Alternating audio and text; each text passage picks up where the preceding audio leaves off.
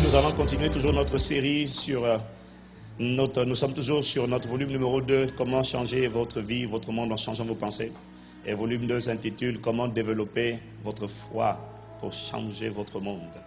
Et la semaine dernière, nous avons parlé de, vous savez, comme j'ai parlé beaucoup toute la semaine, de lundi à samedi, j'ai parlé. Il y en a même, il y a des fois où j'ai crié. Donc, j'essaie de temporiser un peu. Mais Dieu veut nous parler ce matin.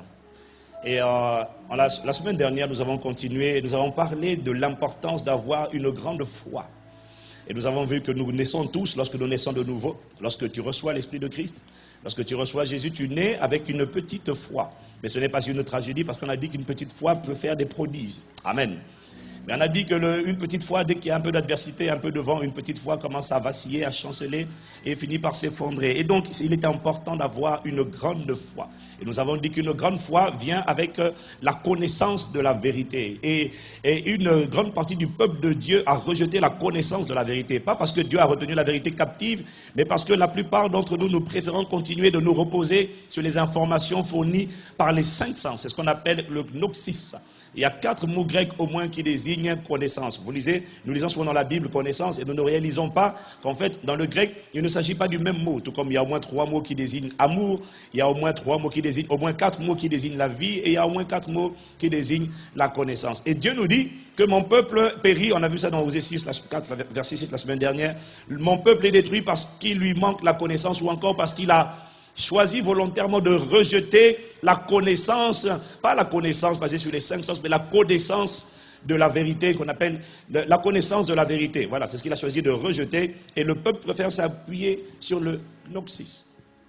Le gnosis, c'est la connaissance qui nous est transmise à l'école, la connaissance qui nous est transmise par les scientifiques. Et c'est la connaissance avec laquelle tu ne peux pas opérer, parce que c'est la connaissance que te donne le médecin lorsqu'il te dit tu es atteint d'une maladie incurable. C'est la connaissance que te donnent les professeurs lorsqu'ils te doivent, ils te disent, vu tes notes, franchement, dans la vie, tu n'arriveras à rien du tout. Ils ont même dit à Michael Jordan quand il était petit qu'il ne réussirait jamais au sport dans la vie. J'espère que celui qui lui a dit une telle chose s'est repenti tout le long de sa vie après. Est-ce que vous me suivez? Le thème d'aujourd'hui que je vais aborder avec vous aujourd'hui, c'est comment fait-on maintenant pour passer, nous avons vu la semaine dernière, donc comment passer d'une foi petite à une foi grande. Et on a vu que la clé pour passer d'une foi petite, qui a envie d'avoir une grande foi? Qui a envie d'avoir une grande foi? Merci. Nous avons vu que la clé pour passer d'une petite foi à une grande foi, c'est la connaissance de la vérité. C'est essayer, pas essayer, c'est entrer pour comprendre qu'est-ce que Dieu dit du problème auquel tu es confronté. Que dit Dieu de cette montagne? Quelle est l'analyse, quelle est l'interprétation que Dieu a? Quelle est la lecture que Dieu a du problème? Parce que lorsque tu as la lecture que Dieu a du problème, généralement tu deviens détendu par rapport au problème en question. Est-ce que quelqu'un peut dire amen? Et qu'est-ce qui fait ça? C'est la connaissance de la vérité. Ce n'est pas une connaissance qui est révélée par les 5 sens, c'est une connaissance qui est révélée par l'Esprit de Dieu. Et le premier niveau de connaissance révélée, c'est ce qu'on appelle le ginosko. Ginosko, c'est ce qui est, vous le trouvez lorsque la Bible dit, vous connaîtrez la vérité et la vérité vous affranchira. Ça, c'est le premier connaître, c'est le ginosko. Ginosko, c'est la connaissance minimale, c'est la connaissance ABC, c'est la connaissance primaire qui te permet de savoir que Jésus est né d'une vierge, qui te permet de savoir que Jésus-Christ existe et qui te permet de savoir que la Bible est la parole de Dieu. Ça, c'est la connaissance ginosko. Si tu ne crois pas que la Bible est la parole de Dieu et si tu ne crois pas que Jésus-Christ est Seigneur, c'est assurément, tu n'as pas encore reçu le Saint-Esprit. Ça veut dire que tu n'as pas encore cette connaissance. C'est la connaissance que Pierre a reçue lorsqu'il a dit tu es le Christ, le Fils du Dieu vivant. Pierre ne sait même pas de ce qu'il dit. Mais pour affirmer une telle affirmation, il faut avoir reçu ce qu'on appelle une révélation. Quelqu'un te dit dehors, est-ce que Dieu existe? Tu dis oui. Tu dis comment tu sais? Tu dis je le sais. Comment? Je ne te l'explique pas, mais je le sais au-delà de moi. Est-ce que tu peux le démontrer? Non. Ça vient d'où? C'est la connaissance ginosko. Dis avec moi ginosko. Ok? Mais la connaissance ginosko n'est pas suffisante parce qu'elle ne permet pas, elle permet d'entrer dans le royaume, elle permet de recevoir Jésus-Christ par la foi, mais elle ne permet pas d'opérer. Elle ne permet pas de fonctionner dans le royaume. Voilà pourquoi il faut le deuxième niveau de connaissance que l'on appelle OIDA. O-I-D-A. C'est toujours connaissance, mais là maintenant c'est la connaissance, c'est la connaissance, c'est un niveau supérieur. C'est la connaissance dont tu es conscient. Parce que tu peux connaître quelque chose dont tu n'es pas conscient. C'est la connaissance qui est mentionnée dans 1 Corinthiens chapitre 6, lorsque Paul dit aux Corinthiens, ne savez-vous pas que vos corps sont des membres de Christ?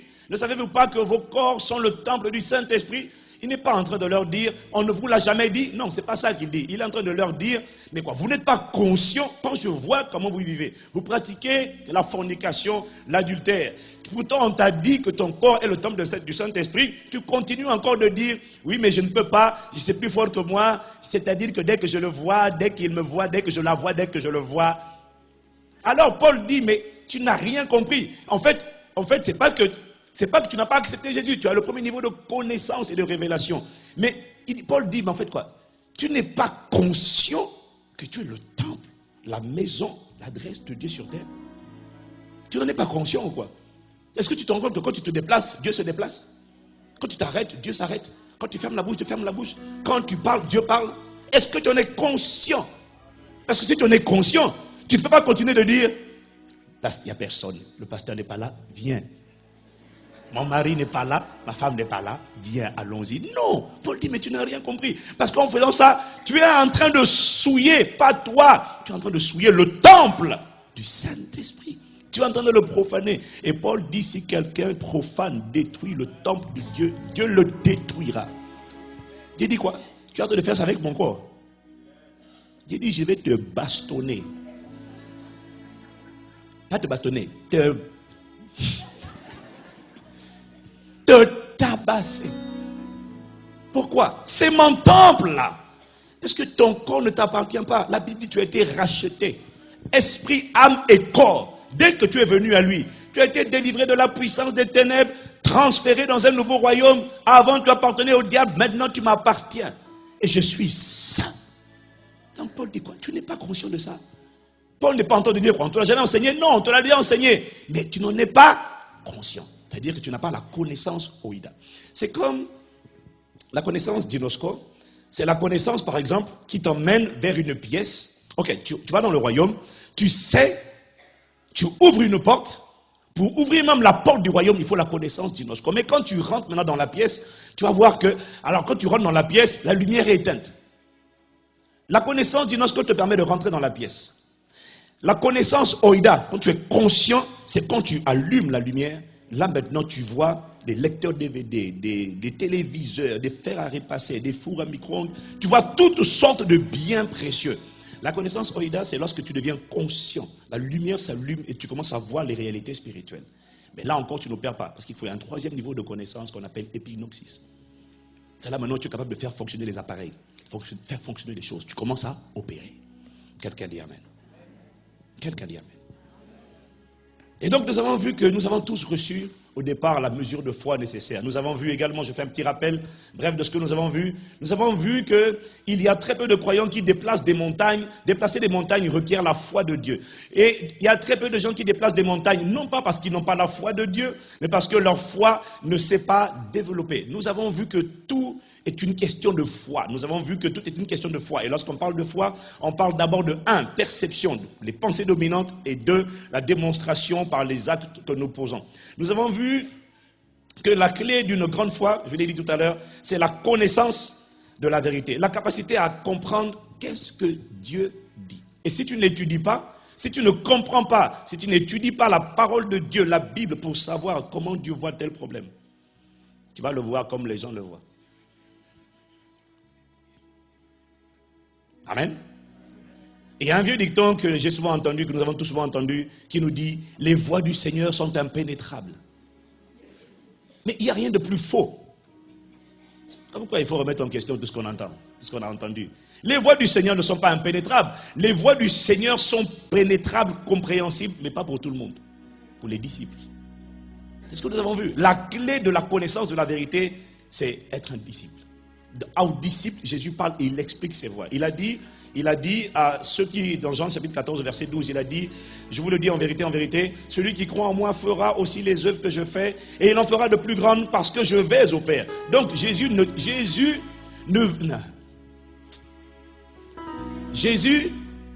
veut pas être le seul à avoir fait des miracles. Jésus veut faire des miracles aujourd'hui encore à travers toi et moi. Quelqu'un dit amen. Donc, mais pour ça, il ne faut pas qu'il te montre les miracles. Il faut qu'il te montre comment il est produit. Et ça, c'est ce que donne la connaissance de la vérité. Tu comprends comment Dieu opère. On a vu également, qu'une personne qui pardonne tout le mal qu'on lui a fait est une personne qui a une grande foi. On a vu, ah oui, dis amen à ça. Une personne qui ne pardonne pas est une personne qui a une petite foi. Pourquoi? Parce que sa perception, son analyse, son interprétation n'a pas été alignée sur la pensée de Dieu. Parce qu'elle n'a pas la pensée de Dieu. La pensée de Dieu te permet de dire pardonne-leur. Pendant qu'il est en train de te lapider, pendant qu'on est en train de te crucifier, la pensée de Dieu te permet de dire pardonne-leur car ils ne savent pas ce qu'ils font. Quand tu n'as pas la pensée de Dieu, tu dis Seigneur, combat mon ennemi à ma gauche, combat mon ennemi à ma droite, envoie-leur le feu, tue-les, prends l'épée de droite, prends l'épée de gauche, assassine-les. Ce qui m'ont fait souffrir. Le problème, c'est que le sang de l'agneau a coulé aussi pour les criminels. On a vu que pour avoir une excellente estime de soi-même, il faut une grande foi. Dis amen. On a vu qu'une personne qui n'a pas une bonne estime de soi-même, dès qu'on te fait un compliment, tu baisses sur la tête. Oui, mais tu sais, non mon ami, tu es merveilleuse. Tu es le plus beau du monde. Moi je dis à mes enfants tous les jours, tu es le plus beau prince du monde. Ma fille, tu es la plus belle princesse du monde. J'ai dit c'est ça, répète ça tous les jours. Et pour ça il faut une grande foi. Attendez, mais il faut une grande foi. Ce n'est pas de l'arrogance, c'est de l'assurance. Il faut une grande foi mon ami. Pas beau, il dit, oh, je te loue, je suis une créature, c'est merveilleuse.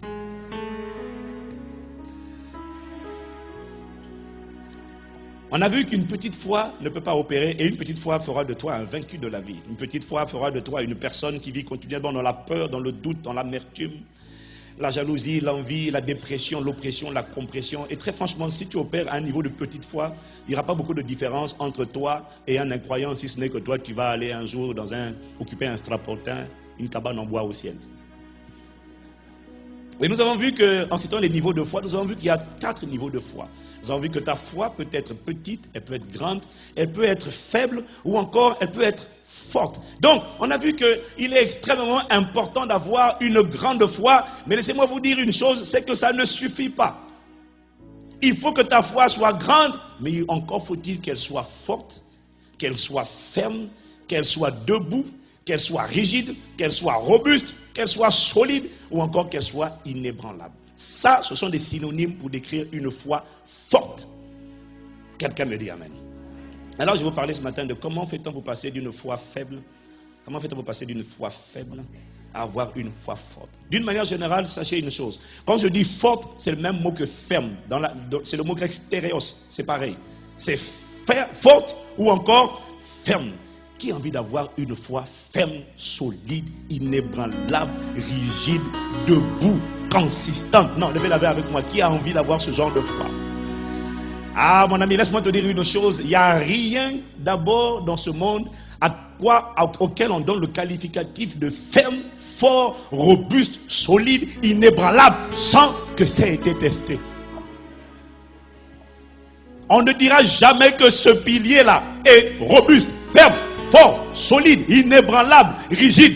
Si mon ami, on n'a pas essayé tout pour le secouer. Donc, je sens déjà que tu commences déjà à un peu moins aimer ce que je te sens un peu moins enthousiaste. Qui a envie d'avoir une foi ferme?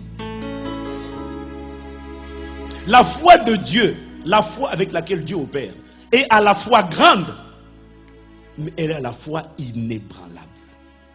Une foi ferme ou encore une foi forte, premier point, ne nécessite pas une grande connaissance pour tenir ferme. Écoutez-moi bien. Une foi ferme n'est pas obligée de connaître beaucoup de versets bibliques. Une foi ferme n'est pas obligée de connaître le grec, l'hébreu, l'araméen. Une foi ferme peut s'appuyer sur une seule promesse. Par contre, lorsqu'elle reçoit une seule vérité, elle ne chancelle pas, elle ne vacille pas, elle ne se laisse pas secouer, elle tient ferme, elle n'hésite pas, elle ne lâche pas jusqu'à ce que c'est l'ennemi qui lâche prise. Exactement comme la femme qui était confrontée au juge inique. Ça, c'est le premier point. Une foi ferme ne nécessite pas une grande connaissance. Une foi ferme ne nécessite pas d'avoir écouté tous les enseignements. Ça nécessite juste d'avoir absorbé au moins une seule vérité. Crois au Seigneur Jésus. Tu seras sauvé toi et ta famille. Moi je vais vous dire une chose. Ma famille, il n'y a personne dans ma famille qui n'ira en enfer. C'est un seul verset biblique. Mais quand un seul verset rentre à l'intérieur de ton cœur et qu'il est marqué au fer rouge à l'intérieur de toi, même si c'est le seul verset, tu diras peut-être que le reste je ne connais pas. Mais ici, ça, personne n'ira en enfer de ma famille. C'est-à-dire que même si tu voulais aller en enfer, j'ai dit à Dieu, ma famille, toute ma famille sera sauvée. Pourquoi? Crois au Seigneur Jésus et tu seras sauvé, toi et toute ta famille. Personne dans ma famille n'ira en enfer. Même s'il y en a qui voulaient s'arranger pour aller en enfer, Dieu, à un moment où il va entrer vers la porte de l'enfer, Dieu l'attrape par le col, dit Castelou m'a trop embêté. Viens ici. Pourquoi? Parce que la Bible dit, à cause de la pureté de mes mains, il délivrera même le coupable qui devra son salut à la pureté de mes mains. Dieu va délivrer. Personne. Personne. J'ai dit personne. Quand on m'a dit en 97, ton père est décédé. J'étais en train de prier, on m'a dit ton père est décédé. J'ai dit écoutez-moi bien. Il y en a, mais il était sûrement pas sauvé. Parce que, là là, j'ai dit écoutez-moi bien. Mon père, je ne sais pas comment Dieu a fait, je ne sais pas à quel moment il a fait, il est sauvé. Aucun doute. Mais sauf que j'en ai eu la confirmation après. Quand je suis allé au funérailles, j'ai vu dans sa chambre un livre écrit par un évangéliste où il avait marqué au stabilo jaune, il avait marqué des passages bibliques. Puis ma maman m'a dit, mais en fait il avait accepté Jésus. J'ai dit, maman, même si tu ne m'avais pas dit, je savais qu'il ne peut pas aller en enfer. Il ne peut pas. Une foi ferme ne nécessite pas de connaître toute la Bible.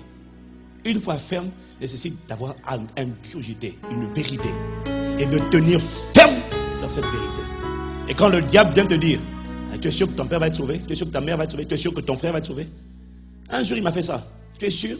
Parce que quand tu vois ce que fait ton père, tu es sûr qu'il va être sauvé? J'ai dit ok. J'ai dit la seule condition pour qu'il ne soit pas sauvé, c'est que depuis hier soir, ce verset a disparu de ma Bible. Je vais aller ouvrir ma Bible. Si ce verset a été effacé par une main invisible, c'est que la parole a changé. Je te dis, je suis allé ouvrir ma Bible. J'ai pris ma Bible. J'ai dit, il est encore là. Et je l'ai lu à haute voix. J'ai dit, tu as vu?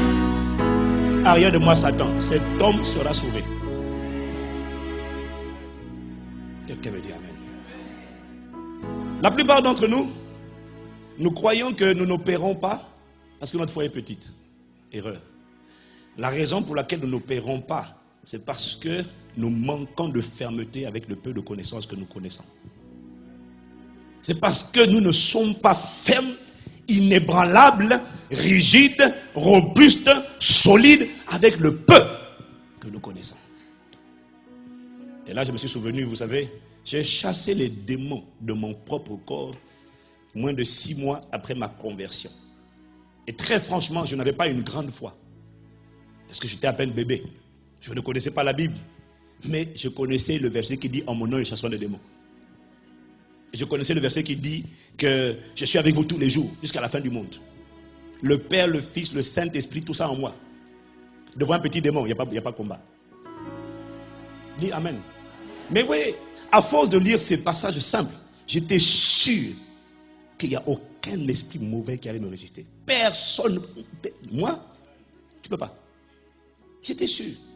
Et te sera fait selon ta. Je ne connaissais pas la Bible. Donc une foi ferme, une foi forte ne nécessite pas une grande connaissance. Par contre, une foi ferme nécessite de rester ferme, rigide, solide, inébranlable, robuste, debout. Quelqu'un me dit amen. Et deuxièmement, une foi ferme ou encore forte, rigide, solide, inébranlable est une foi qui résiste au diable. C'est une foi qui résiste aux manœuvres du diable. Éphésiens chapitre 6, versets 10 à 14, je vous lis ce que Paul nous écrit. Inspiré par le Saint-Esprit, voilà ce que Paul écrit. Au reste, fortifiez-vous dans le Seigneur et par sa force toute puissante. Revêtez-vous de toutes les armes de Dieu afin de pouvoir tenir ferme, dis avec moi ferme, contre les ruses du diable. Car nous n'avons pas lutté contre la chair et le sang, mais contre les dominations, contre les autorités, contre les princes de ce monde des ténèbres, contre les esprits méchants dans les lieux célestes. C'est pourquoi prenez toutes les armes de Dieu afin de pouvoir résister, dis avec moi résister, dans le mauvais jour et tenir ferme après avoir tout surmonté. Tenez donc ferme. Encore 3 fois, Paul dit, tenez donc ferme. Ayez à vos reins la vérité pour ceinture, vêtez la cuirasse de la justice, etc. Une fois ferme, c'est la seule possibilité. C'est la seule manière de résister au diable. C'est une foi ferme. Elle peut être grande, on va le voir tout à l'heure. Mais elle peut être, ta foi peut être grande et faible. Mais une foi ferme est la seule solution pour résister. 1 Pierre chapitre 5, versets 8 à 9. Si ta foi n'est pas ferme, dès que Satan éternue, tu vas avoir peur. Et 1 Pierre 5, versets 8 à 9. La Bible dit, soyez sobres, veillez. Votre adversaire, le diable, rôde comme un lion rugissant, cherchant qui il dévorera. Résistez-lui, dis avec moi, résistons. Résistez-lui avec une foi ferme, sachant que les mêmes souffrances sont imposées à vos frères dans le monde. Alors, quand les religieux voient ce passage, les mêmes souffrances, ils se disent, tu vois, c'est ça, on est né pour souffrir, l'homme est né pour souffrir. Non, non, non, non, non. Le mot souffrance ici ne veut pas dire misère, médiocrité, pauvreté. C'est pas ça. Le mot souffrance ici, ça veut dire passion, endurance, persécution. Oui, il est en train de dire, rassure-toi, veille, parce que l'adversaire, le diable, rôde comme un lion rugissant, cherchez qui dévore. Il faut résister avec une foi ferme. Dis avec moi une foi ferme. Et il dit, sachant que les mêmes souffrances sont imposées à vos frères. Ça veut dire quoi? Ça veut dire que tu n'es pas le seul à être exposé à la pression. Tu n'es pas le seul à être exposé aux tribulations. Tu n'es pas le seul à devoir endurer. Nous tous, nous sommes bombardés. Pierre dit, dans le monde entier, dès que vous recevez Jésus-Christ, vous avez, étant donné que le monde est sous la puissance du malin, dès que tu reçois Christ, naturellement tu as une opposition, un clash, une opposition de culture. Tu as une confrontation entre deux mondes. Partout où tu marches, tu vas te rendre compte que tu es à chaque fois attaqué. Attaqué dans ton esprit par toutes sortes de théories qui viennent déstabiliser la foi dans la vérité de la parole de Dieu. Un jour, tu allumes la télévision, on te dit, ils ont découvert que la mer Rouge n'existait pas. Ils ont découvert que le peuple d'Israël, en fait, a traversé la mer Rouge parce que à cette époque-là, il y avait des endroits où il y avait, ça c'est soi-disant les chercheurs intelligents, soi-disant. Ils ont découvert qu'en fait, la mer Rouge, il y avait des endroits où il y avait marée basse et où on pouvait en fait facilement traverser. Au moins, ils reconnaissent qu'ils ont traversé. Par contre, expliquez-moi juste comment le peuple d'Égypte, l'armée de Pharaon a fait pour être englouti si on pouvait marcher sur l'eau. Comment eux, ils ont traversé. Mais alors, comment les autres sont noyés? Donc, si j'ai pied, l'eau s'arrête au genou, une armée va se noyer. Et tous les jours, la foi, spirituellement, l'amour et le fondement de la vérité est attaqué. Un autre jour, c'est Jésus a eu une copine. Un autre jour encore, on t'invoque toutes sortes de choses et on te dit, on a découvert des trucs archéologiques qui remettent en cause telle chose. Vous ne remettrez jamais rien en cause. Je suis établi sur la vérité et j'y resterai. Quelqu'un me dit amen. Découvre ce que tu veux découvrir. Découvre, il n'y a pas de problème. La raison pour laquelle nous croyons dans cette parole, c'est pas seulement parce que nous l'a dit, c'est parce que nous l'avons mise en pratique et nous avons vu que ça marchait. Parce que si ça ne marche pas, explique-moi comment un simple homme comme moi peut arriver devant un oppressé, un démoniaque, lui dire au nom de Jésus tu dégages. Et puis il fait explique-moi c'est quoi. Tu dis tu sors, tu sors, et pourquoi il crie, pourquoi il sort? Quand il dit les mêmes souffrances, il est en train de dire tout le monde est exposé, tout le monde est bombardé au niveau spirituel, tout le monde est agressé au niveau de son âme, tout le monde est agressé, pollué, affecté, ou du moins tenté par la méchanceté ambiante, par la rancœur, par rendre le mal pour le mal, haïr ses ennemis. Tout le monde sent cette pression de la haine, de l'indifférence. Tout le monde sent dans sa chair la tentation, le désir des fois de s'énerver. Tout le monde est agressé par des mauvaises pensées, d'impureté, de fornication, d'adultère, de haine. Tout le monde, Pierre dit, nous sommes tous exposés aux mêmes souffrances. C'est ça, c'est de ça qu'il parle. Est-ce que vous me suivez? Et ça c'est pour l'âme. Et le corps, Paul dit, ce que Pierre est en train de dire ici, c'est que dès lors que nous habitons un corps mortel. Un corps mortel, je le répète, ça veut dire un corps qui est sujet à la mort. Mais la mort dont on parle, ce n'est pas la cessation de la respiration. Je vous l'ai dit la semaine dernière, dis Amen. La mort dont on parle, c'est la conséquence du péché. qui était la nature de Satan. Et je vous ai dit que la mort, c'est la respiration de Satan. L'homme naturel, adamique, respirait. Quand Satan est entré en lui, Satan a mené sa respiration. C'est ça la mort. C'est pas le fait de quitter, de partir.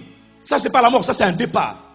Mais la mort, c'est un processus par lequel, quand Satan est entré dans le premier être humain, et la Bible dit dans Romains chapitre 5 au verset 12, par un seul homme le péché est rentré, par le péché la mort est rentrée, et la mort a régné, et la mort s'est étendue sur tous les hommes.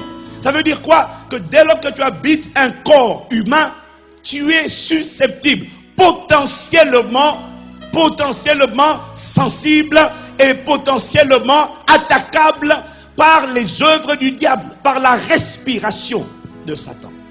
Et quand il respire, sa respiration à lui détruit. Sa respiration désintègre, asservit, avilit, anéantit, sans faire d'effort. Voilà pourquoi toutes les maladies viennent du diable. Parce qu'elles sont le résultat de l'entrée du péché et le résultat de sa respiration. Ça ne veut pas dire que toutes les maladies veulent dire quand tu as un démon, c'est pas ça. Mais c'est sa nature dans l'être humain. Et l'esprit et l'âme, l'esprit a été racheté, il a été recréé, pardon. L'âme est restaurée, mais la Bible dit le corps reste mortel, ça veut dire sujet à certaines attaques. Est-ce que vous me suivez? Ça veut dire que même quand tu crois en Dieu, même quand tu as reçu la vie de Dieu, même quand tu as reçu le Saint-Esprit, ton corps reste mortel. Ça veut dire quoi? Que tôt ou tard, il peut t'arriver d'être attaqué par une maladie. Mais là, on a vu, c'est pas la peine de dire au Seigneur, qu'est-ce que je t'ai fait? Pourquoi tu me fais ça? Non, Pierre dit, résistez. Résistez. La Bible dit quoi? Résistez au diable et il fuira loin de vous. Jacques chapitre 4. Verset 7. Soumettez-vous donc à Dieu, résistez au diable, il fuira loin de vous. Le mot fuir en grec, c'est le mot pheujo qui veut dire s'échapper, prendre la fuite, se sauver, chercher la sécurité par la fuite. Il va chercher la sécurité ailleurs en fuyant. Il prendra la poudre d'escampette. Quelqu'un me dit amen. C'est une foi ferme. On peut avoir une grande foi. Une grande foi n'est pas suffisante pour résister. Il faut être ferme. Quelqu'un me dit amen. Dis à quelqu'un résistant. Il faut résister. Beaucoup de gens ils connaissent la parole. Tu sais qu'il ne faut pas forniquer, tu sais qu'il ne faut pas commettre l'adultère, tu sais qu'il ne faut pas faire ça, tu sais. Pourquoi tu... Ouais, mais dès que ça vient, je sens... Non, c'est parce que tu n'as pas compris. Tu dois résister. Il vient et te dit, résister. Tu sais c'est quoi résister? Comme une balançoire. Tu pousses, ça devient. Tu pousses, ça devient. Dès que ça vient, tu pousses. Dès que ça vient, tu pousses. Dès que ça vient, tu pousses. Dès que ça vient, tu pousses. Jusqu'à ce que ça se bloque. Dis amen. Mais dis avec moi, résiste. Il faut résister. Ça vient, ça repart. Hey, là tu blagues. Je ne comprends pas. Mais on dirait que je ne suis pas libéré. On dirait que Dieu n'a pas agi. Je ne comprends pas. Hier, on a chassé le démon. Maintenant, tu sais ce que c'est?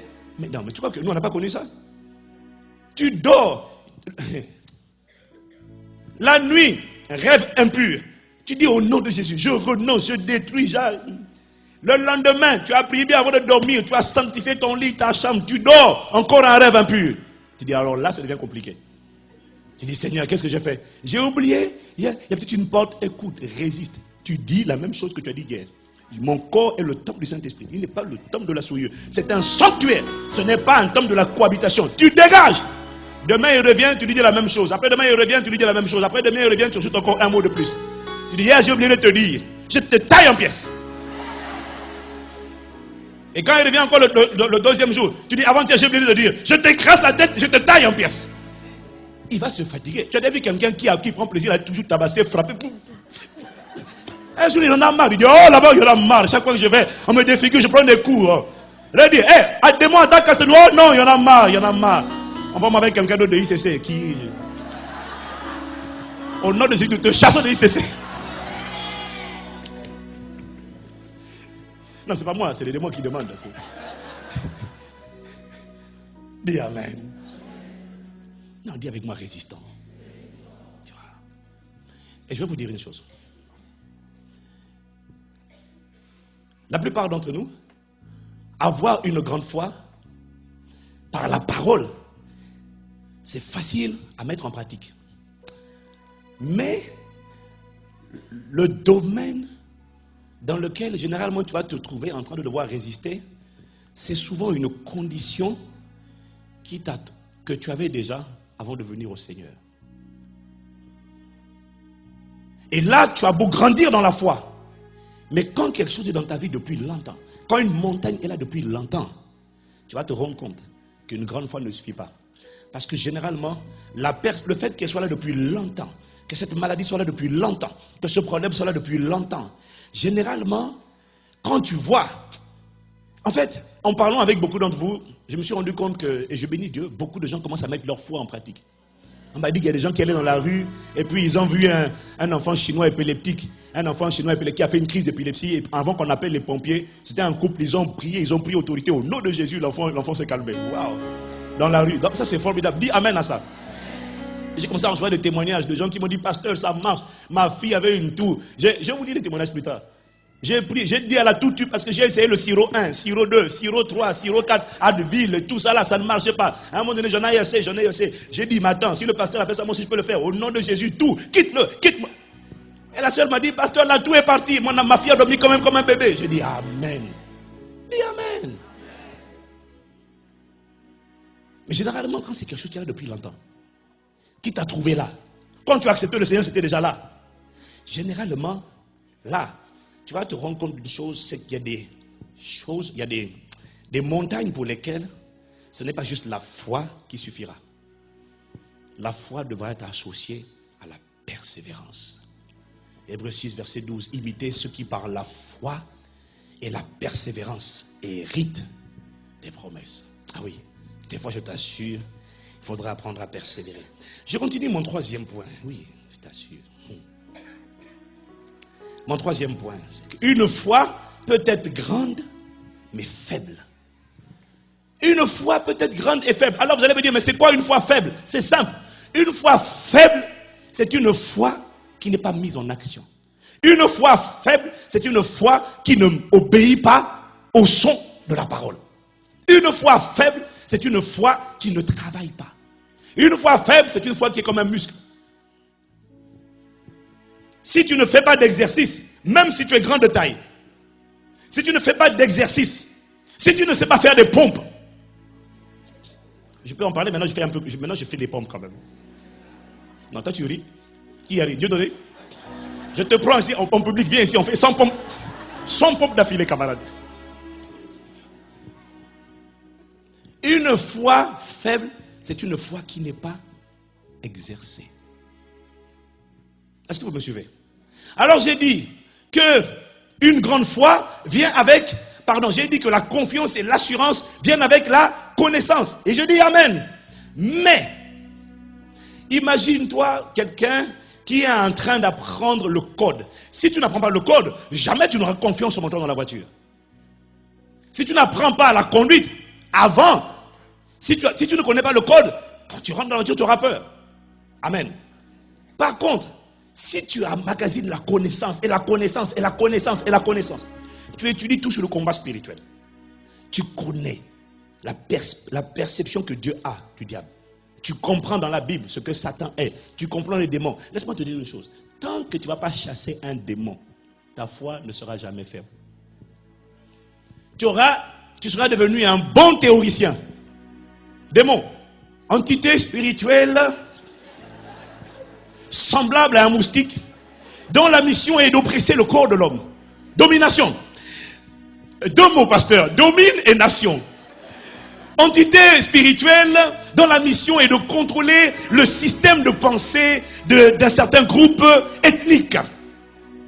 Autorité. Grec exousia. Alors, entité spirituelle, Dieu dit bravo. Combien de démons as-tu chassé?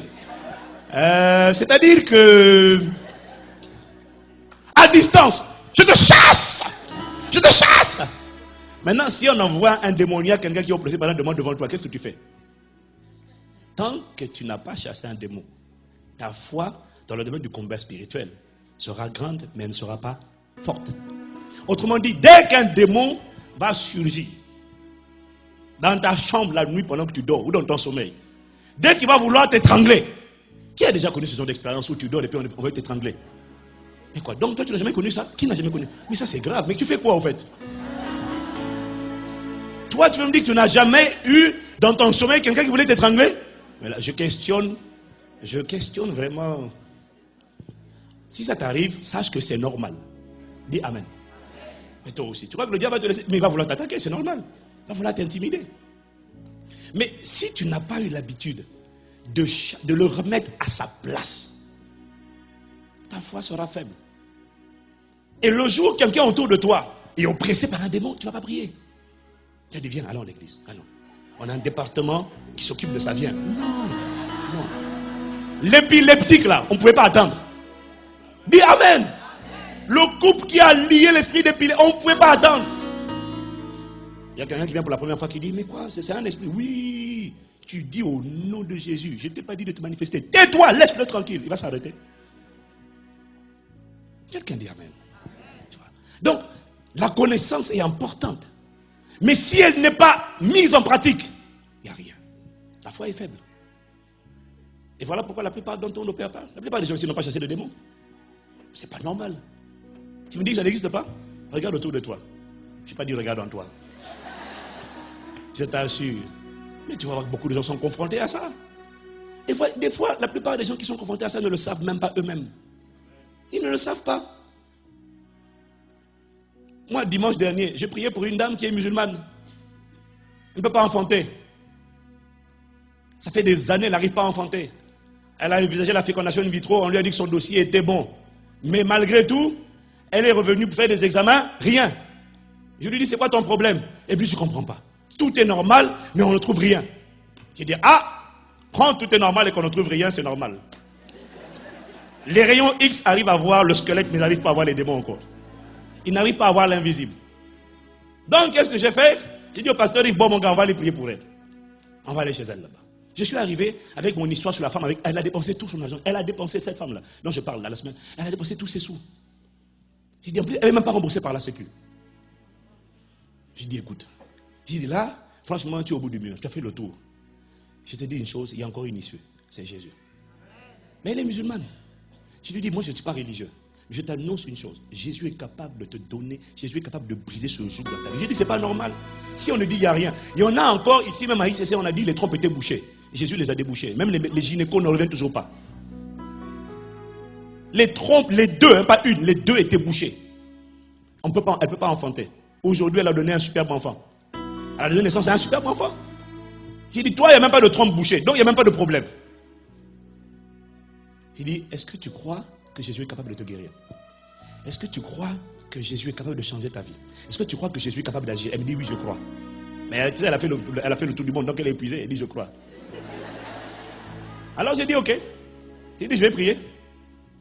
Ils ont commencé à dire Seigneur, je te rends grâce. Maintenant, je prends autorité sur toutes les paroles de malédiction, les paroles d'autorité qui ont été prononcées sur cette femme. Je parle à toi qui a fermé ses entrailles. Je parle à toi. Je ne connais pas son nom. Je n'ai pas besoin de savoir s'il vient de la Chine, de l'Inde, de Brazzaville ou de Martinique. Je n'ai pas besoin de ça. Je dis juste, toi qui as fermé ses entrailles, au nom de Jésus, à partir de maintenant, lâche prise. Dès que j'ai dit ça, elle a sauté. Boum! C'est qu'elle a la tête contre le lit. Au bout de quelques minutes, quand elle est revenue à elle, elle dit, qu'est-ce que je fais là? Qu'est-ce que je fais là? Qu'est-ce que je fais? Qu'est-ce qui m'a mis à terre? Il dit, Il dit, Amen. Tu vois? Il y a des circonstances, tu ne peux pas attendre. Donc, si tu n'as pas exercé, ta foi ne sera pas ferme. Ta foi va douter. Une foi peut-être grande, mais faible. Et laissez-moi vous dire une chose. Tu vois, regarde. Pour que la foi devienne forte, c'est-à-dire ferme, il faut commencer à l'exercer. Dès que tu as tu commences à éternuer. Dès que tu as un peu mal à la tête, tout le temps. L'aspirine, c'est bien. Mais pourquoi tu parles pas, tu ne poses pas la main sur ta tête une fois? Tu sais, il faut toujours commencer petit. Le reste, tu apprends les médicaments, il n'y a pas de problème. Dis Amen. Mais franchement, mal de tête, ça va te tuer. Tu es éternué. Et tu. Oh, un sirop. Mais c'est ça. Comment veux-tu que ta foi devienne forte? Sur les petites choses, tu n'arrives même pas à exercer ta foi. Comment vas-tu l'exercer si c'est une maladie incurable? Comment tu fais? Tu vas porter, tu peux même pas porter 1 kilo, tu vas aller porter 100 kilos demain? Non. Mais laisse-moi te dire une chose, le 100 kilos de poids, tôt ou tard, peut-être que tu y seras confronté. Alors si tu es sage, exerce ta foi dès maintenant. Dans les petites choses, mets ta foi en pratique. Dans les petites choses, ose agir. Quelqu'un me dit amen. Ose agir. Avant de rouler avec 2 roues, hein, mon fiston, il a pris d'abord avec 4. Après, on a enlevé les 4, puis il a roulé avec 2. Mais mets l'action. Mets ta foi en action. Quelqu'un me dit amen. On parle de la femme avec la femme pécheresse, la femme cananéenne. Celle à qui Jésus a dit, il n'est pas bon de prendre la nourriture des maîtres et de les donner aux chiens. Oui, Jésus lui a dit, femme, ta foi est grande. Mais vois-tu, cette femme ne s'est pas contentée d'avoir une grande foi. Cette femme a mis sa foi en pratique. Parce que avoir une grande foi, ça veut dire quoi? Avoir l'information à propos de Jésus. Savoir qu'il est capable, il peut, oui, je peux même te dire comment il fait. Parce qu'il dit seulement, je le veux, sois pur. Pouh, va voir Jésus, va au cinéma, tu vas voir. Non, il est trop fort. Dès que tu es paralytique, il dit, lève-toi, je te le dis, marche. C'est bien tout ça là, c'est bien. Mais cette femme ne s'est pas contentée d'avoir l'information. Elle est allée vers Jésus. Elle a dit, s'il te plaît, interviens. Jésus dit non. Elle a insisté. Elle a été ferme. Jésus dit non, c'est pas pour toi. Elle dit, je ne lâche pas. J'ai dit, femme, arrête de nous importuner. Et dit, je ne te laisse pas. Pourquoi? Je suis sûr que même si tu dis, c'est pas notre tour, je suis sûr que tu es miséricordieux et compatissant. Je suis sûr que tu as compassion. Parce que tu sais de quoi nous sommes formés. Même si je suis pécheresse, je suis sûr que tu es un Dieu de compassion et de miséricorde. Alors s'il te plaît, pas pour moi mais pour ma fille, interviens. Et regarde, je ne vais pas te déranger. Je ne vais même pas te déranger. Tu n'as même pas besoin d'aller là-bas. Dis-moi une parole. Dis-moi une parole. Là-bas, ça sera fait. Je dis, femme, ta foi est grande. Mais elle n'était pas que grande. Elle l'a exercée. Quelqu'un me dit amen. 4e point. Une foi ferme, forte, n'est surtout pas, ne crois pas que c'est un accident. C'est une foi qui choisit de s'appuyer sur la vérité de Dieu. Une foi ferme n'arrive pas par accident. Non. On va lire. Romains chapitre 4, versets 19 à 20. Une foi ferme n'est pas le fruit d'un accident. C'est-à-dire, on ne se réveille pas demain en disant, oh, extraordinaire. J'arrive à déplacer les montagnes maintenant. Oh, formidable. Oh, c'est mignon ça, montagne. Romains 4, verset 19 à 20. Je vous lis avec la version Darby. Est-ce que vous y êtes? Et, écoutez, là il parle de Abraham. N'étant pas faible dans la foi, il n'eut pas égard à son propre corps déjà amorti, âgé qu'il était d'environ 100 ans, ni à l'état de mort du sein de Sarah. Verset 20.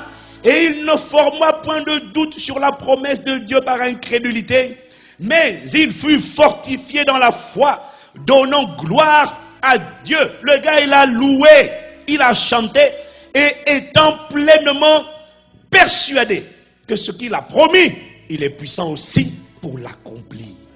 L'exemple même de la foi ferme, c'est Abraham, le père de la foi. Mais que dit ce texte? Ce texte dit qu'une foi ferme n'est pas un accident. Pourquoi? Il dit d'abord, Abraham a choisi de ne pas, la version du second dit, de ne pas considérer.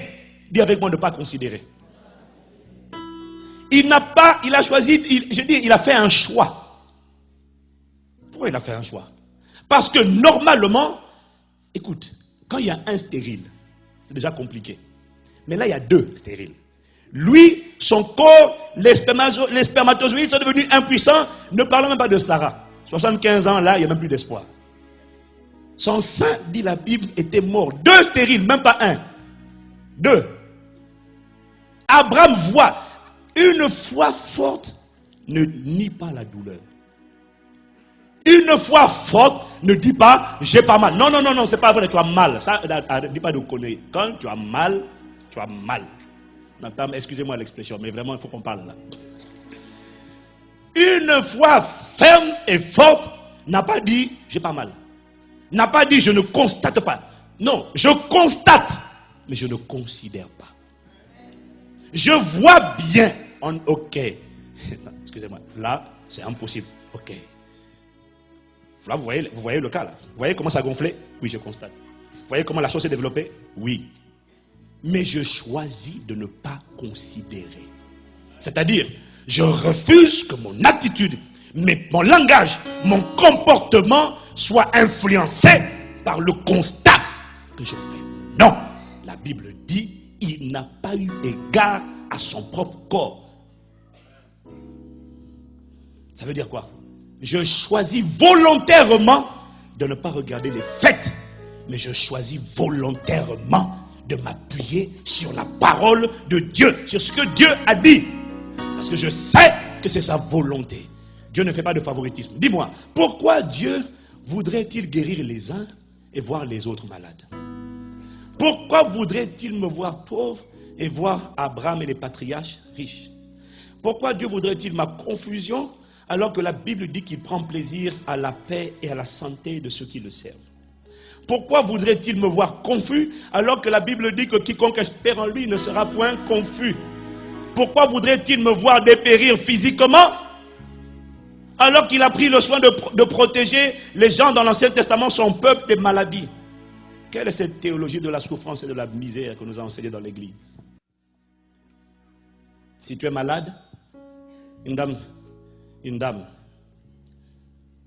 catholique m'a dit une fois, quand j'étais en Italie, je suis malade.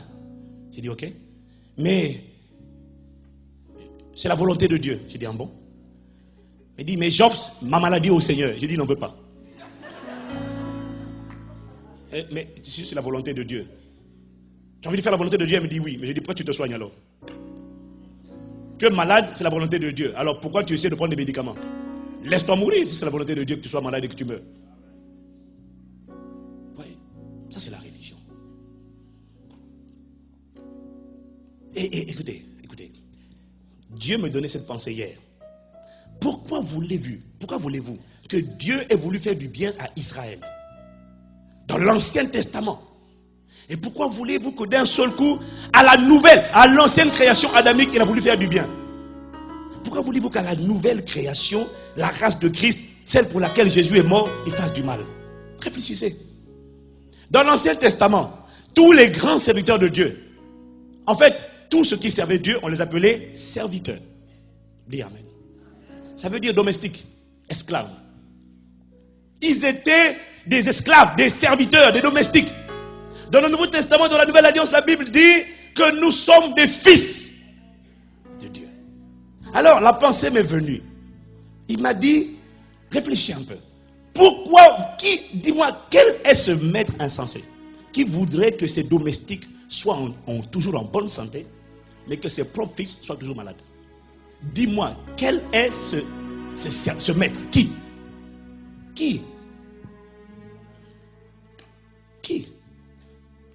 Même les plus grands dictateurs en Afrique privilégient leurs fils et négligent tous les autres. Pourquoi Dieu, pour toi et pour moi, prendrait-il plaisir à te voir malade, alors que dans l'Ancien Testament, c'était juste des serviteurs? Moi, je suis fils. Il y a une théologie qu'il faut continuer, il y a quelque chose qu'il faut réparer. Quelqu'un me dit amen. Parce qu'il y a beaucoup de gens qui me disent encore, oui, mais peut-être que c'est un jugement de Dieu. Peut-être que ma maladie, c'est la volonté de Dieu. Peut-être que... Écoute-moi bien. Je disais hier à quelqu'un, écoute-moi bien. La maladie, c'est du diable. Dis amen. Ok. Est-ce que toi, tu irais prendre l'arme de ton pire ennemi pour discipliner tes enfants? Donc, si ton voisin, on va dire, c'est pas le cas, j'espère, mais si ton voisin est ton ennemi et qu'il courit ses enfants avec des balles de baseball, toi, tu vas prendre les balles de baseball pour discipliner tes enfants? Dieu n'a pas besoin d'utiliser les armes du diable pour discipliner ses enfants. Donc je sais que si c'est une maladie, c'est pas de Dieu. C'est pas de Dieu. Et même moi, en tant que père, même quand mes enfants font une bêtise, est-ce que si j'avais le pouvoir, je leur infligerais une maladie? Au contraire, chaque fois qu'ils sont malades, tu te sens frustré. Vrai ou faux? Mais alors si vous, méchants comme vous êtes, vous savez penser de bonnes choses pour vos enfants, pourquoi vous croyez que moi je juge par la maladie? Alors chaque fois que tu vois une maladie, c'est pas moi, m'a dit Dieu. C'est pas moi. La maladie est le résultat du processus de la mort qui agit dans le corps mortel. Or, la Bible dit dans 1 Corinthiens 15 que la mort est l'ennemi. Le dernier ennemi qui sera vaincu, c'est la mort. Alors, tu vois que Dieu va utiliser son ennemi pour juger ses enfants? Jamais de la vie. Ça veut dire c'est quoi? Il n'a pas d'âme, il n'a pas d'outils, il manque de créativité. Non, dis à ton voisin, aie une foi ferme. Aie une foi ferme, dis à quelqu'un, aie une foi ferme. Une foi ferme n'est pas un accident. Une foi ferme, regarde ce qu'il dit ici. Une foi ferme est une foi qui ne doute pas. Parce que Jacques nous dit que celui qui doute ne s'imagine pas qu'il recevra quelque chose de la part du Seigneur. Une foi ferme ne doute pas. Elle ne chancelle pas. Elle ne vacille pas. Pourquoi? Parce qu'elle n'a pas de Dieu un jugement basé sur la religion. Une foi ferme ne doute pas parce qu'elle sait, elle connaît le cœur de Dieu. Une foi ferme ne doute pas. Pourquoi?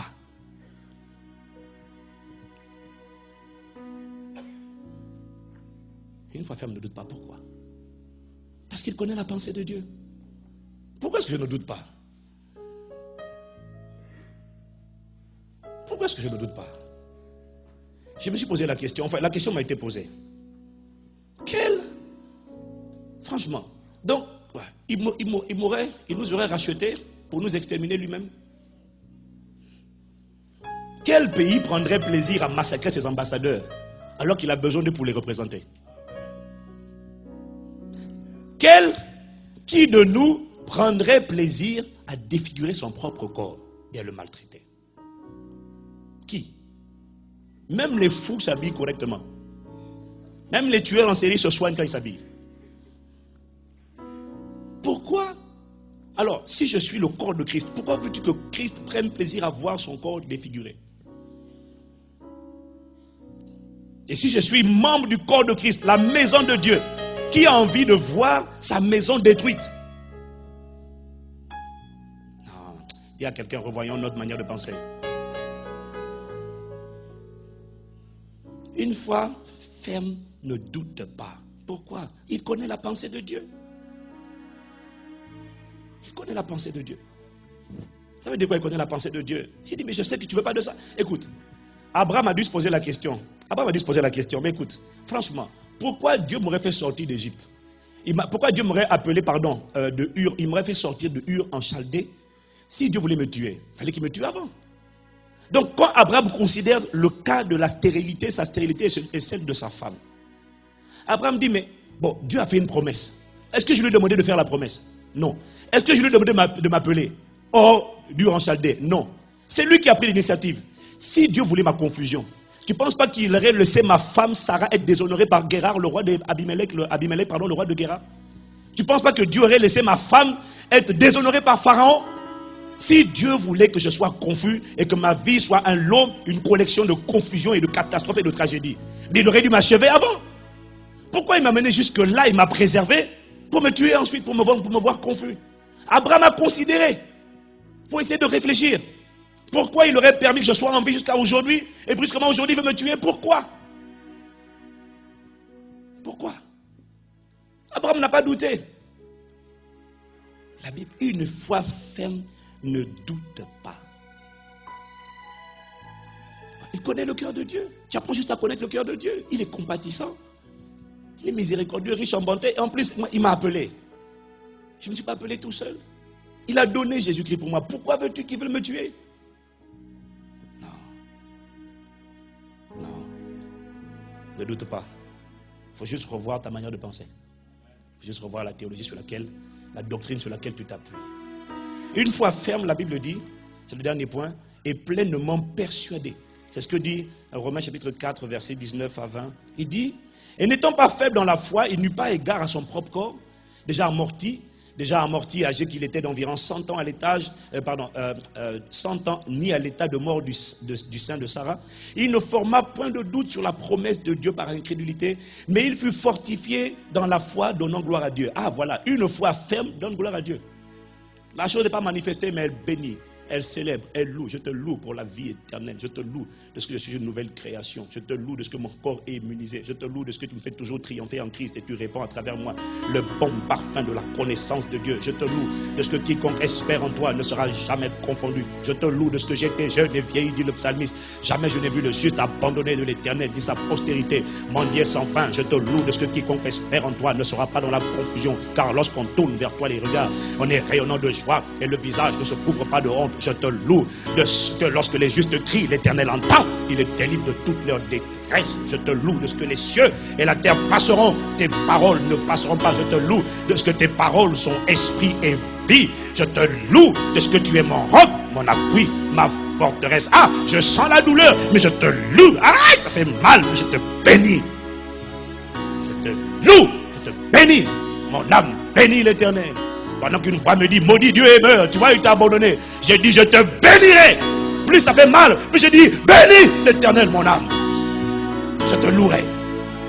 Une foi forte n'est pas insensible à la douleur. Elle constate le problème, mais elle bénit Dieu. Il dit, qu'est-ce que tu veux que je dise? Je dis, Pierre, tu veux que je dise quoi?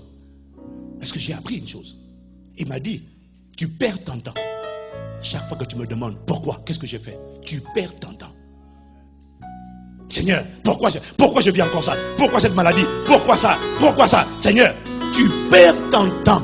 Je t'ai dit, si tu as la foi comme un grain de sénévé, parle de cette montagne, parle-lui. Seigneur, est-ce que j'ai dit de parler à moi? Parle. Une foi ferme, parle. Mais laisse-moi te dire une chose. Une foi ferme, laisse-moi te dire une chose. Une foi ferme est une foi qui, la plupart du temps, quand elle parle, elle ne voit pas encore la manifestation. Oh non. Abraham a dû parler. Je m'appelle Abraham. Gars, ça fait un an que tu dis ça, ça fait une semaine.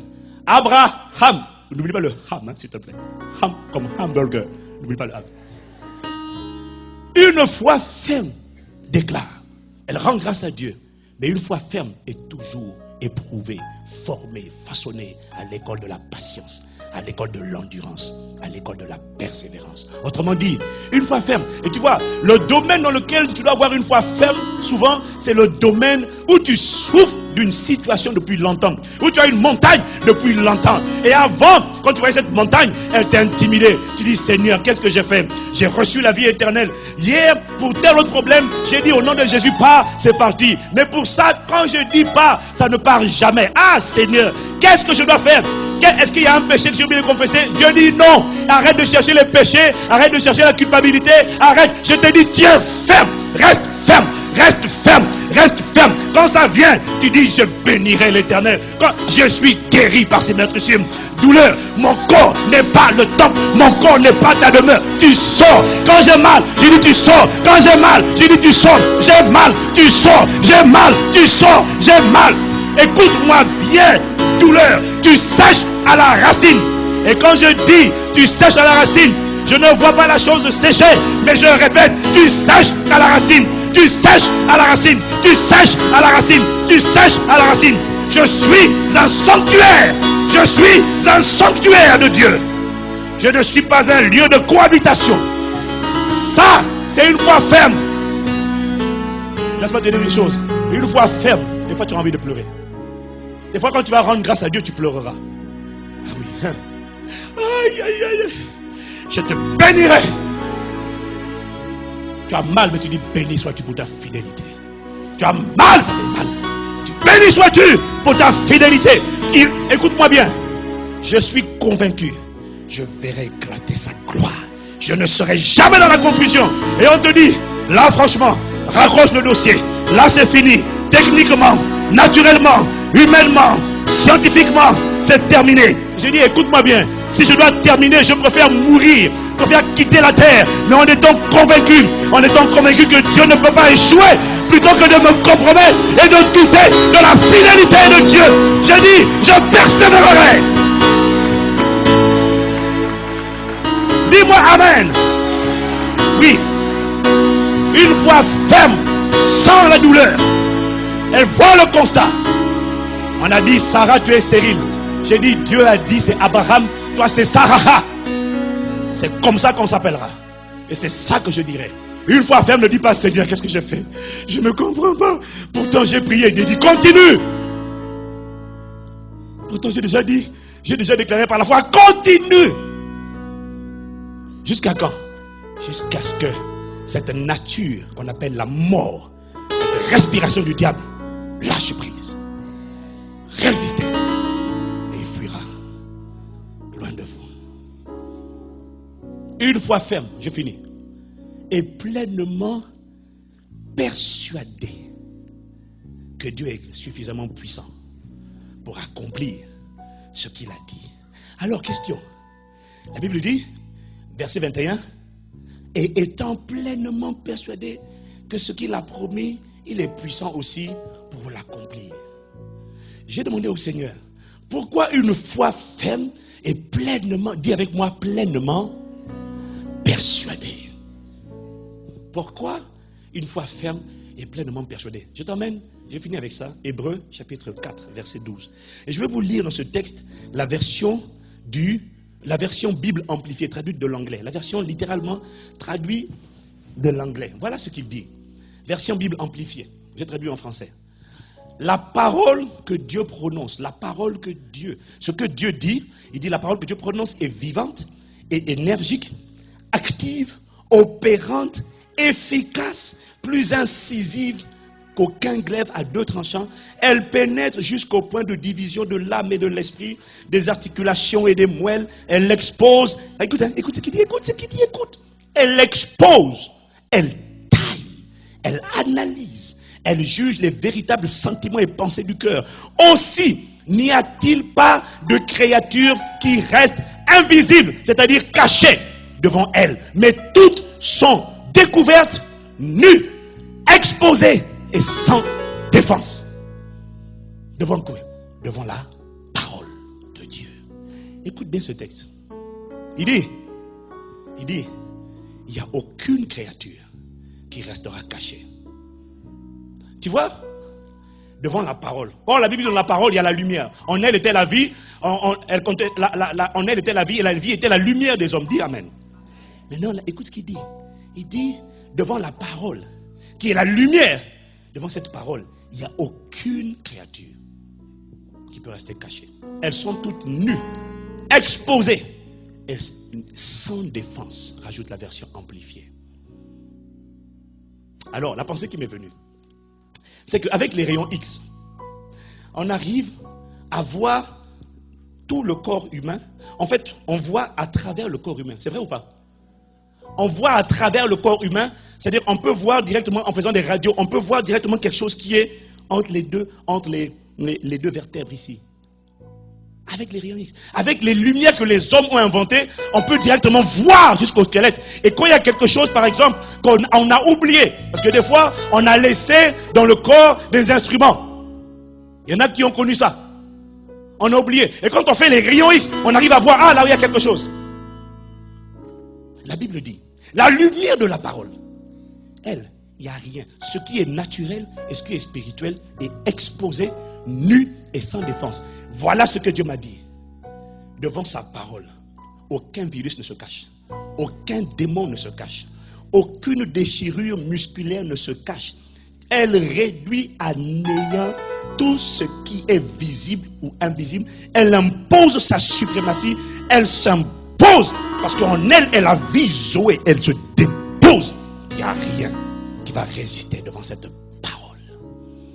Voilà pourquoi Abraham était pleinement persuadé. Parce qu'il sait que même le corps de l'homme a été tiré de la poussière de la terre. C'est vrai, mais la poussière de la terre a été créée par la parole de Dieu. Donc, le corps, par ricochet mathématique, le corps est soumis à la parole. Et pas seulement le corps, mais tout ce qui vient de la terre est soumis à l'autorité de la parole. Voilà pourquoi le figuier, quand il a entendu Jésus dire « Sèche », le figuier a dit « Je m'exécute ».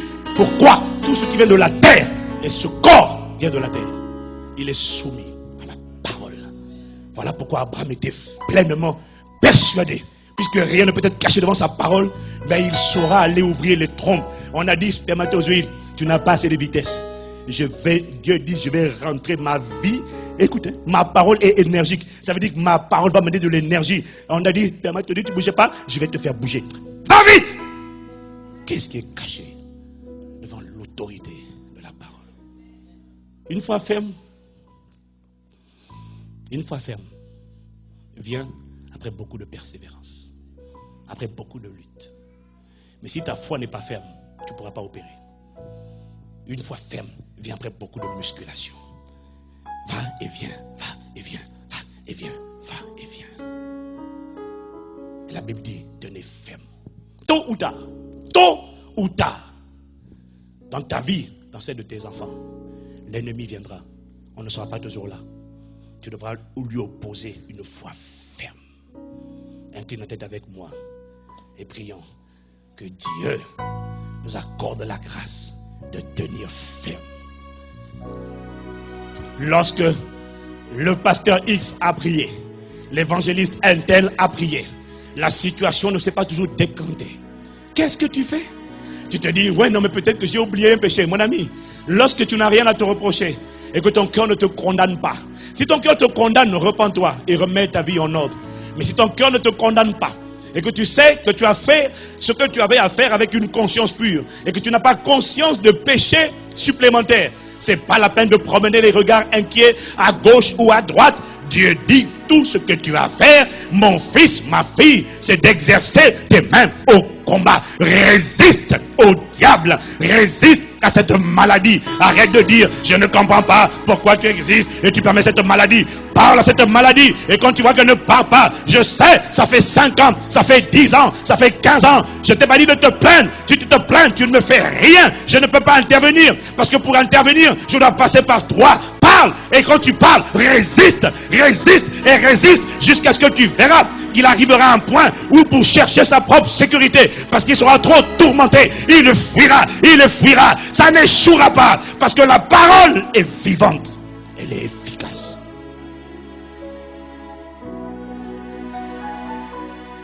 Alors prie le Seigneur, tu dis fortifie ma foi, fortifie ma foi, fortifie ma foi, fortifie.